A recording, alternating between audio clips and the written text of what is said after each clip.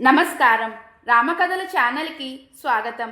ఈరోజు మనం సీతారామ లక్ష్మణులు గోమతీ నదిని దాటి శృంగబేరపురమున చేరుట అనే విషయం గురించి తెలుసుకుందాం.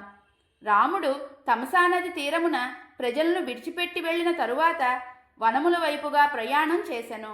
ఆ ప్రయాణ సమయమున గ్రామీణులు, అయ్యో దశరథుడు దయలేనివాడు, ప్రజలకు ప్రాణతుల్యుడు పుణ్యాత్ముడు అయిన శ్రీరాముణ్ణి అరణ్యముల పాలు చేసినాడు, మహాసాధ్వి అయిన సీతాదేవి వనములయందు కష్టాలను ఎలా భరించునో కదా, ఇట్లు చేయుటకు దశరథుడికి మనస్సు ఎలా వచ్చిందో అని చింతించెను.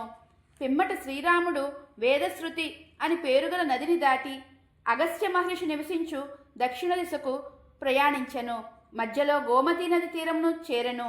దానిని దాటి స్యందికా నది ఆవల తీరమునకు చేరెను. అక్కడ రాముడు ఆ ప్రదేశమును సీతాదేవికి చూపించి, పూర్వము మనువు ఇక్ష్వాకు మహారాజుకు ఇచ్చిన ప్రదేశం ఇదియే అని చెప్పెను. తరువాత శ్రీరాముడు సుమంత్రునితో, మరలా మా తల్లిదండ్రుల దర్శన భాగ్యము ఎప్పుడు కలుగునో అని చింతించుచు ముందుకు సాగెను.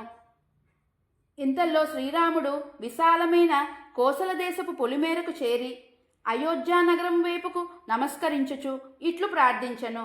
ఓ అయోధ్య మహానగరమా, ఈ దేశమును రక్షించుచున్న దేవతల్లారా, నేను వనవాసం ముగించుకొని మహారాజుగా రుణం తీర్చుకొని మరలా నిన్ను దర్శించి మా తల్లిదండ్రులను చేరి వారిని సేవించే భాగ్యము నాకు ప్రసాదించుము అని వేడుకొనెను.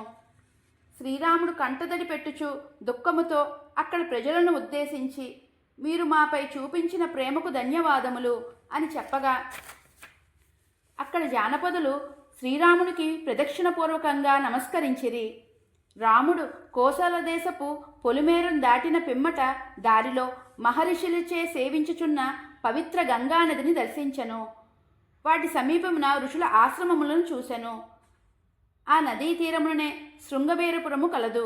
రాముడు ఆ నదిని వీక్షించి, నేడు మనం ఇచ్చటనే ఉందాము, ఈ నది దగ్గర ఒక పెద్ద గారవృక్షము కలదు, ఆ చెట్టు నీడలో విశ్రాంతి తీసుకుందాము అని చెప్పగా సుమంతుడు రథమును గార చెట్టు దగ్గర చేర్చిరి.